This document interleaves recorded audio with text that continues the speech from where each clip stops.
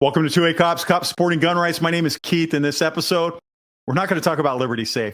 We're going to talk about how you can secure your safe and keep the government from getting in there when they shouldn't be. I've brought a friend of mine, Greg, who just happens to be a guy that I worked detectives with a long time ago.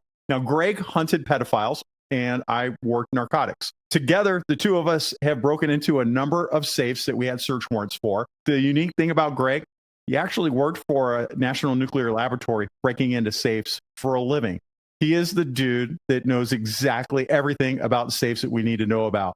So, Greg, thanks for coming on. I appreciate it. Can you just tell us a little bit about your background with those safes? My first real job was working at that nuclear lab. And part of the duties that I had at that lab was to repair, install repositories. A repository is basically a filing cabinet. It could be a vault, which is bigger than a safe and permanently mounted. But they're all secured with combination locks, just like you'd find on your gun safe. All of the nuclear secrets are in those repositories. They call it a nuclear secret repository. And people forget their code. People die. Mechanical things break. And so now we got all these secrets that are locked up. How do we get in if someone's forgotten their combination or died or gone away? And they're fairly difficult to get into. You can easily get into them and destroy the repository or destroy the vault that they're in, but you don't want to do that. You want to be able to get in with as little damage as possible and get those things out that you need, replace the lock, repair the lock, do whatever you need to do to be able to use that repository again. And I have worked on, if not hundreds, thousands of repositories, installed thousands of locks. Back in the day that I did it, this was before I became a cop. At some point, I lost my mind, decided to work nights, weekends, and holidays, and quit a perfectly good day job doing that kind of thing. I did more than that. I was what they call a maintenance mechanic, but a huge part of my responsibilities was working on these repositories. Everyone has specializations, just like you have in law enforcement, but I worked on all of these safes and repositories, either new installations or breaking into them when they needed to get broken into. And the ones I worked on were mostly mechanical. The electronic stuff came along later after I got out of the business. And quite frankly, I don't trust the electronic ones. I have a gun safe. I have bedside safe that I use. You know, you can get the bedside safe that has the electronic buttons to get into it. I have a mechanical bedside safe. I trust them. I know that I'm the only one with the combination because I set the combination. These safes come from the factory with a combination set by the manufacturer of the safe. The lock manufacturer, the lock that they install in that safe, the lock comes from the factory with what's called a shipping combination. It's the same combination. It's no secret. It's 50, 25, 50. So if you get a brand new lock, the combination of it, if it's never been installed in anything, is 50, 25, 50. Just one that everybody in the safe and vault business knows is the combination. When a safe company installs that in their safe, they set the combination using, you can see it, it's the back of the lock, back of the, this key here goes in that hole there. See if I can point to it. That hole there. When you set on the front of your lock, that's it's hard with my camera. Sorry, Keith. That's all right. That is the number that you dial when you want to open your lock. That other one next to it, that's to set the combination. If you dial your lock, that instead of this, it opens up that keyway. You slide your key in. I just looked on eBay before we had this talk. The key is about $15 to $20. Comes free with the lock. I wish I kept all the ones I threw away. I can sell a ton of them on eBay.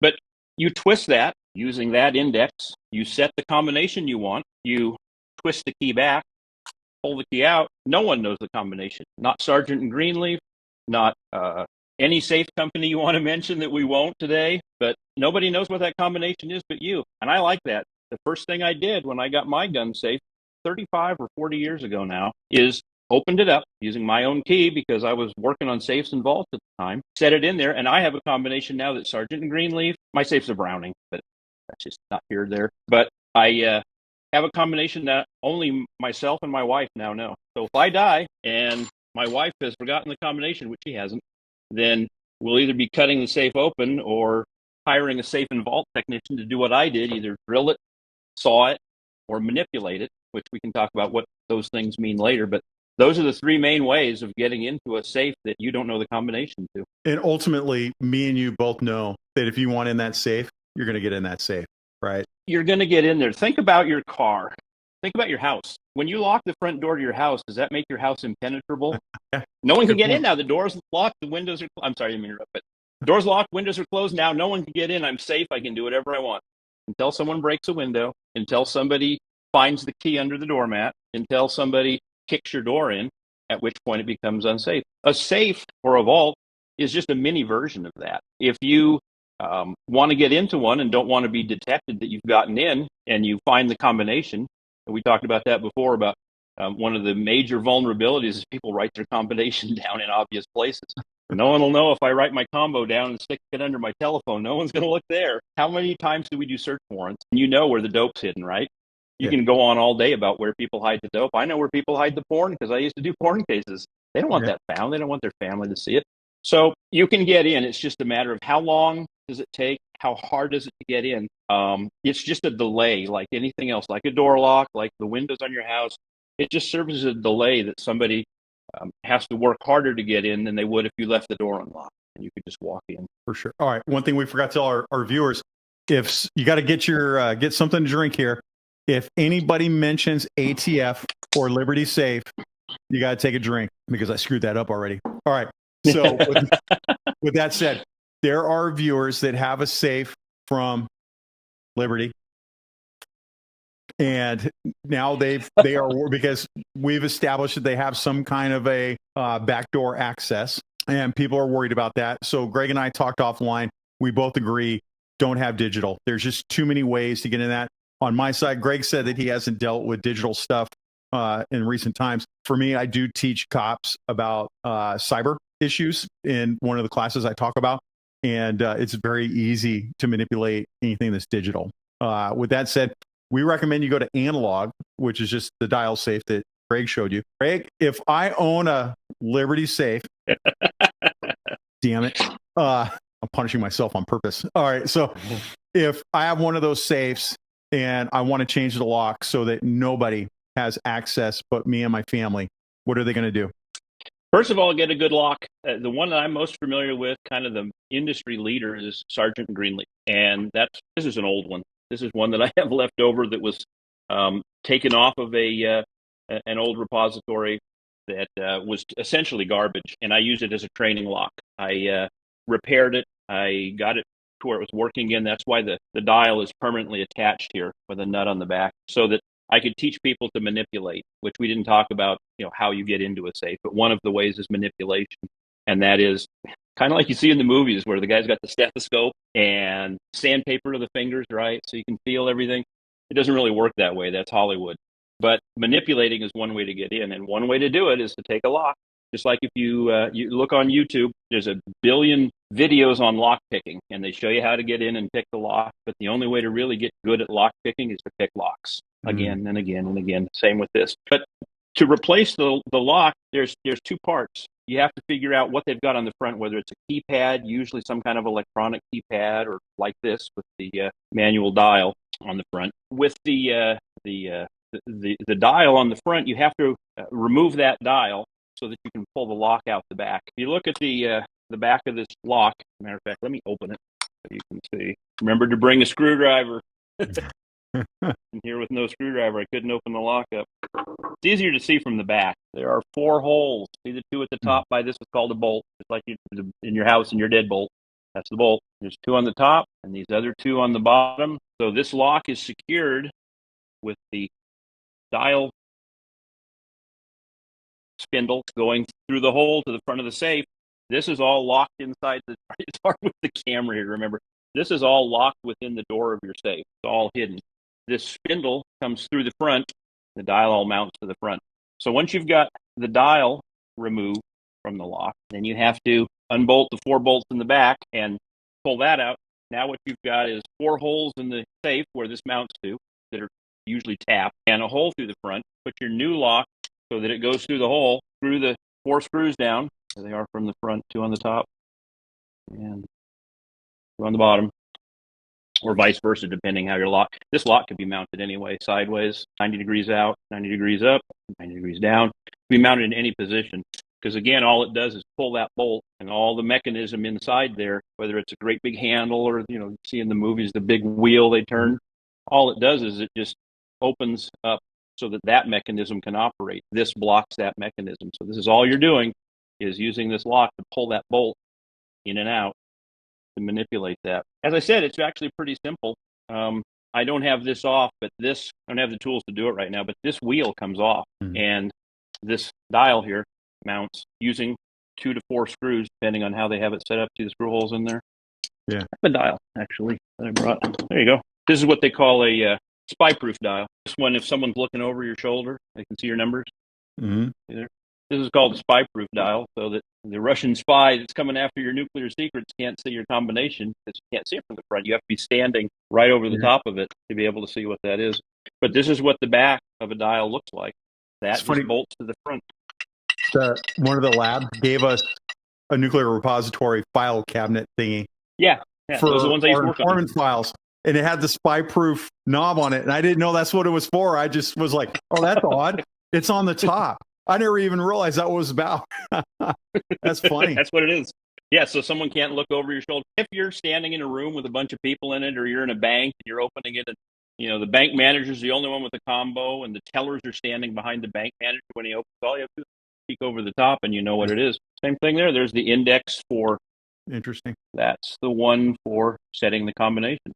So if you have a mechanical lock, say that you've safe and you're worried that someone knows your combination, it gets compromised, or you think that the safe company knows, you don't need to change the lock, because the lock is set, as we said, with the key there. So all you need to do to keep whatever safe company, and I won't say it because I don't need a drink right now.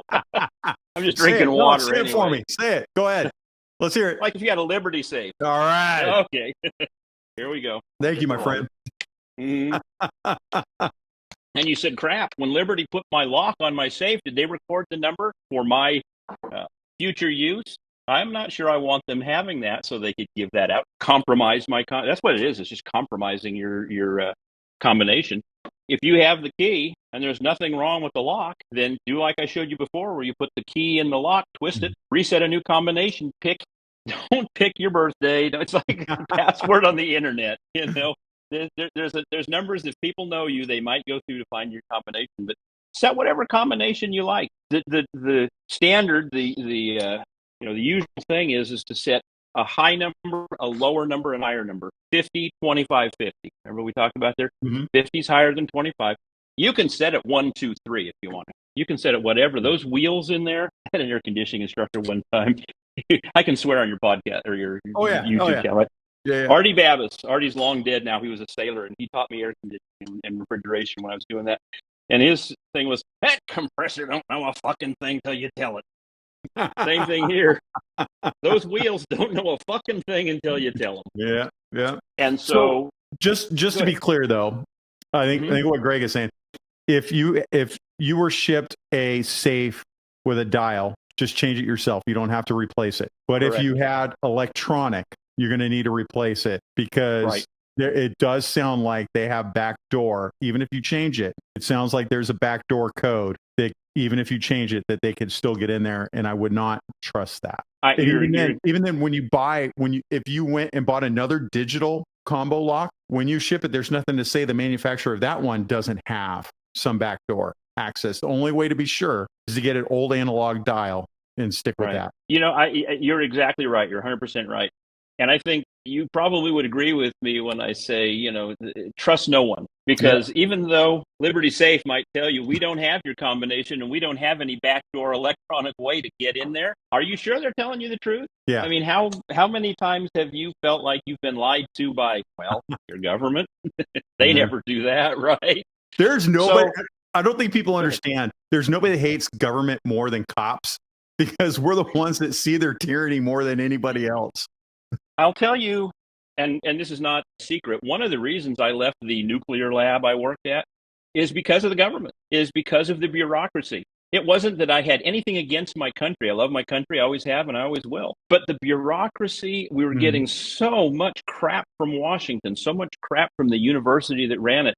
It brought things to a standstill. You couldn't get anything done without permission to get permission. I'd been lied to more than once about what they were doing and why they were doing it. And when you look and say, well, I'm not an idiot, I know what you're doing here. You're fooling no one with these lies. And why don't you just tell me the truth? No, believe us. Everything is good. I went from big government to small government. I went to work for a city as a cop.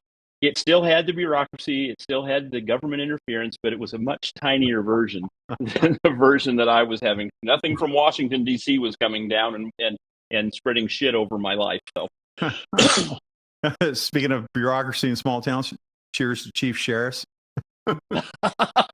Indeed. Cheers to chief All right, inside joke. All right. They, them.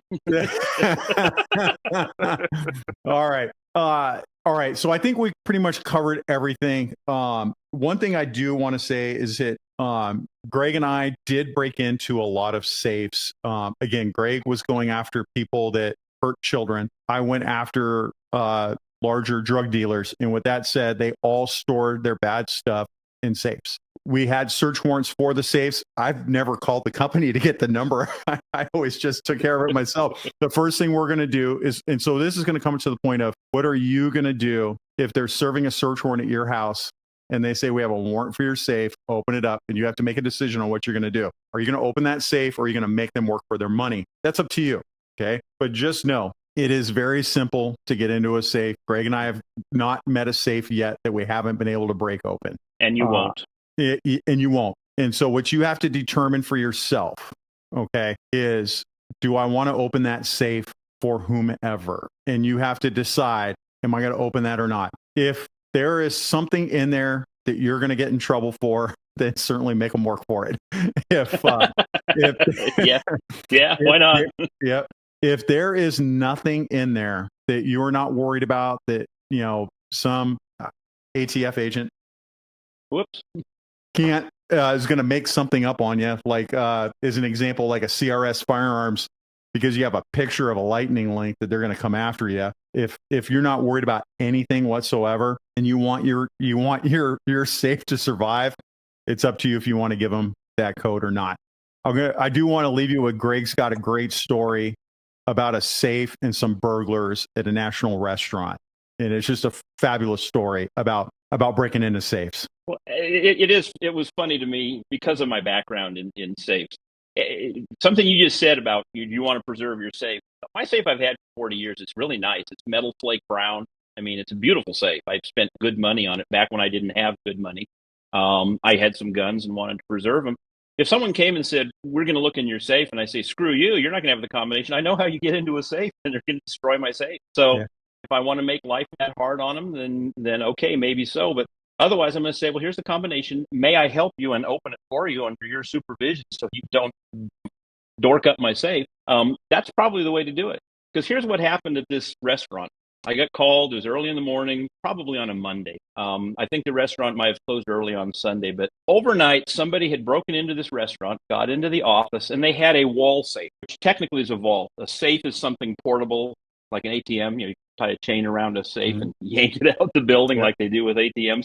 This was built in, so technically it was a vault. Big, heavy door. Vaults have something called a crane because the door is so heavy that once you get the door open, the crane is used to pull the door out of the way so you can get into the vault, crane it back over, and it's like a porthole where you spin that big dial and bolts come out and it's all secured in there. It's really hard to get into. Someone had spent the night, probably more than the night, at least overnight, with a grinding wheel, more than likely, because if you know what carborundum is, it's what they make those grinding wheels out of, the cut-off wheels that you see. And someone had probably gone through 4 or 5. The whole office is just covered in carborundum dust. And the safe has got hacked. The crane's been cut off. So what? That doesn't get you in the safe. That's just helping you with the door. They had ground and cut, never made it into the safe. The safe was destroyed, but whatever little money was inside was still there. So the first thing I asked the manager, I said, can I see the back of this safe? What's behind the safe? He says, oh, that's our storeroom. We keep, all the mustard and everything there. I said, well, let's take a look there. In the storeroom is the back of the safe. If that, because I didn't cut into it to find out, but if that, I knocked on it. It was probably a 16-inch piece of steel plate. Inside of that, you could see there was, it's called refractory. It's basically just fireproofing. Think of drywall, like gypsum drywall, just a thick coating of that. So if there's a fire, the money doesn't get burned up. And inside that, I didn't get inside the safe because it was destroyed. I mean, they eventually cut into it and replaced the safe at some point after I took my report. But I'll guarantee you the inside of that's just like your gun safe, probably a 16 gauge piece of sheet metal. So a guy with a sledgehammer, certainly with those carborundum tools, the grinding wheels, could have gotten into that safe in less than 5 minutes. Cut a hole big enough on the side of it, peel back or cut a whole window out, bust the refractory out of the way, and you're in the safe. So that's the whole thing about it is how long does it take you to get into a safe? Safes are rated for prying, peeling. Peeling would be what I'm suggesting there is to get on the side. I'm not trying to tell you how to break into a safe, but it is what it is. Instead, it is what it is. Instead of going through the front door, which on purpose, safe manufacturers try to make it look as though it's impenetrable for a good reason. You want it to look impenetrable. The way to get into one is to go around the back, go around the side, because those side bolts are the thinnest part of the safe. Cut those open. So if this guy had any, criminals are dumb in their own way. Most of them are pretty dumb. They could have been in that safe in no time flat. But instead, they spent all the time trying to cut through the front of the safe when they could have been in easily by going in on the sides of the thing. So it destroyed this restaurant safe, used up a whole lot of materials and their time. It protected what was in the safe. The safe did its job. Safes, like I said, are rated for burning, peeling, drilling. You can look online. There you have, I'm going to say it, Liberty Safe, of all things, has and I sent Keith the link if he wants to share it. That's up to Keith. Has a description of safe ratings and the amount of time it takes to, what the ratings are and the amount of time it takes. All they are is the better safe you get, it's just that much harder to, and it takes longer to get into the safe. So if you have a 24-hour period where you'll be away from the house and your safe is rated to take 24 hours to get into, if you have the killdozer, you're going to get in there faster. But all of the usual methods, they rate it by the number of hours it takes to get into the safe. So if you are going to be away from your house for 24 hours and you have a 25-hour safe, you're pretty good because they're not going to be able to get in there before you get back. Most safes, very few safes are rated at anything more than a couple of hours. But getting into your safe, the safe is just meant to temporarily protect or to slow down a determined criminal from getting your stuff out. Interesting. Greg, I appreciate you coming on. No Is problem. there anything you want to add to anybody before you leave? There's just so much about this that I could add, but I don't think it's going to be of any use to anybody. I think the main thing for me is that I don't trust the electronics. There's probably a bunch of electronic guys out there who say, "Oh no, you can trust the electronics." Well, they keep telling me that I'm protected by passwords on my phone, and yet I keep getting these notifications. Oops, my retirement system has an advisory out saying, "Hey, we got hacked. Sorry, now you have to have your credit monitored because even though it was password and two-factor protected, somebody got through." And the same thing with a electronic safe. I personally, even though I have, I guess, better than a layman's knowledge of this thing and don't have a whole lot of knowledge about the electronics of it, I could just never trust anyone telling me that there wasn't some backdoor. That lock works on software. It might be rudimentary software, but who's to say they didn't put a bug in the software someplace or put a backdoor in there? I know. I can look inside here, and I can tell you there's no back door in here. It either opens because you've got the right combination or it doesn't because you don't have the right combination. Past that, you have to beat the lock out. And if you do, I didn't even go into all the fail mechanisms. If you try to burn this, it's got a fusible link. You'll never get it open without beating it out because you've burnt the fusible link closed. If you punch the dial out, this is called a relocker here. It locks it so it cannot open, even if you have the combination after you punch the dial out. I trust this. I've seen the inside of this. I know that once I set the combination that no one's going to know it. I have no such assurances that electronic lock is going to be that secure. So I'll show you one more thing, and you can edit this out if you want. This sits at the side of my bed, and you may be aware that's basically a pistol safe. It sits beside my bed. I don't want kids to get to my gun. I don't want to be out in the yard and have someone kick my door down and now be armed when they weren't before because they got my gun out of the nightstand. And the fear of God is what kept us from getting in there and playing with it. And yet my brother and I still opened up to look at the gun in the nightstand. We never touched it, thank God. But if you notice, that's a mechanical lock on there. The 5-button lock, 5 or 6, 5-button lock. My wife, what's that? Not only do you have to make sure the batteries are up to speed on it, sometimes the buttons don't work quite like they should. They don't beep when they should, and you have to enter the combination more than once. He likes the electronic lock. I don't trust electronic lock. And this is just to prevent kids and burglars from using my gun against me. So my preference all the way around is to go with the mechanics. I can trust mechanical stuff, but I don't know that there's not a secret. Not that it matters for my wife's gun safe, or bedside safe. But I don't know that there's not something in there that I could call up. Mossberg is the one that made that one. Say, hey, Mossberg, lost my combination. Can you get me into it? Oh, yeah. We built something in the software. Tap 1, 2, 3, 4, 5, and it opens. Yep. Yeah, I'll worry about that. So, all right. Well, Greg, I appreciate you coming on. I appreciate all your expertise. I appreciate you putting up with me for 30 years. That's been about it, too. 1992, Keith. It was 1992. I know. We've come a long way, but hey, who got the last laugh now, huh? Cheers. Check every month. All right, guys. Thanks for having me, Keith. Do me a favor. If you like this content, hit like, subscribe, leave a comment. The algorithm loves it. And for those of you hitting that like button and leaving a comment, I love YouTube for making us a little extra cash. I got more ammo to buy. Thank you. All right. Remember your ABCs. Always be carrying.